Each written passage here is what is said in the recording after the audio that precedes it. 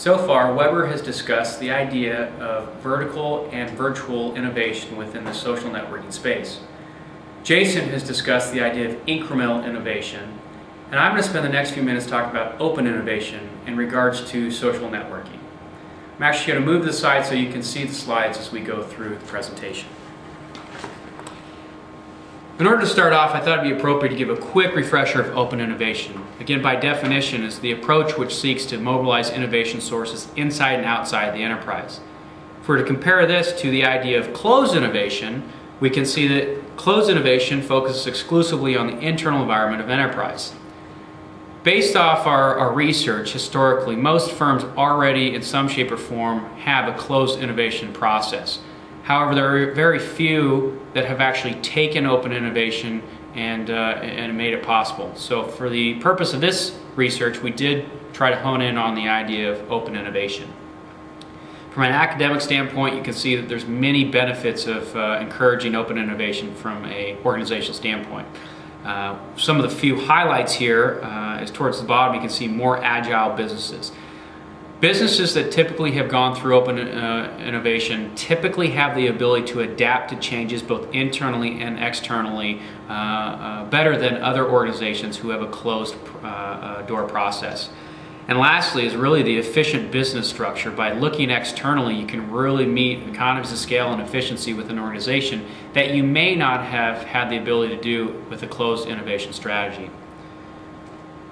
If you look at it from a realistic purpose, you're really going to see that from real-life examples, some of the most recognized companies like IBM, Nokia, Apple, Procter & Gamble, Xerox, Boeing, and Philips, products that we use on a day-to-day basis, have encouraged their firms to have open innovation strategies and really have been successful for reasons that stem to that open innovation strategy.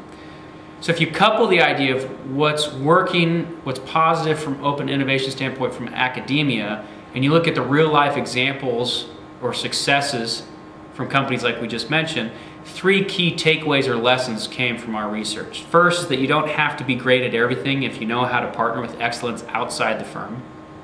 Second is, if you're going to do it, build capacity for distribution innovation. Have the capacity to look externally from an employee standpoint and from a total capacity standpoint.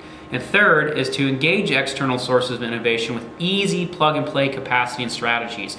We found that some of the research shows that too often companies try to engage in open innovation and unfortunately fail because of the complexity behind it. Historically, we can see that open innovation has been used within the social networking sites and platforms. For instance, Facebook has two developments that they have used from an open innovation standpoint. One is that they developed an application program that encouraged external users like you and myself to build applications for their platform. What this means is they're going directly to the source who knows what they want and desire from a user standpoint. It's increased the traffic that's sent to their website. And they've achieved this by minimal expenses because most of the research and development and execution is actually done outside the organization and for free. So that's one way that Facebook has encouraged open innovation. And secondly is they've created a developer community in which they promote and suggest that customers call them and contact them to suggest ways to leverage their actual Facebook community. Others that are probably a little less familiar are FellowForce and Spidget, which are actual websites that are acting as the portal of open innovation from a social standpoint. For instance, FellowForce is a social website that's designed for external organizations to post challenges for a fee. Then those challenges are sent to what they refer to as fellows, or anyone who wants to submit an idea, who joins the website to review the challenges and submit solutions. And based off the top solutions, FellowForce will actually provide monetary rewards up to a couple $1,000s for ideas that have been submitted that could improve those challenges. Spidget has the same concept, but it's got a little bit more of a social aspect as opposed to the professional networking or open innovation. And as we went through our research, we really said, okay, well, open innovation has been used to a certain degree, but you would think with all the different knowledge capital and all the different networks that these folks who are running these organizations have, that you'd probably see more open innovation, but you really haven't. And so the question that we honed in on is, how can social networking sites continue to leverage open innovation by moving forward? Based on our research, we really found that the solution to that was more in the process of open innovation, as opposed to us suggesting, based off our research, a particular area that they should encourage open innovation. So we'll really formulate more of a framework, if you will, of how companies such as Facebook, Twitter, and LinkedIn may encourage open innovation. So you can see the recommendations for this particular area comes in 3 areas. First is that we would encourage them to build a formal open innovation framework, which is going to help with the structuring of open innovation, monitoring that process from beginning to end, and really help to benchmark the success, to understand what has worked and what hasn't worked, and what does that mean as far as the magnitude of profitability or monetization of those organizations. Second is we would encourage them to focus in on a few good ideas from the open innovation community. And the process really is to go and uncover new ideas, evaluate each of those in terms of the relevancy of their idea itself, and then test the relevancy in terms of the actual impact it could have for that particular firm or website.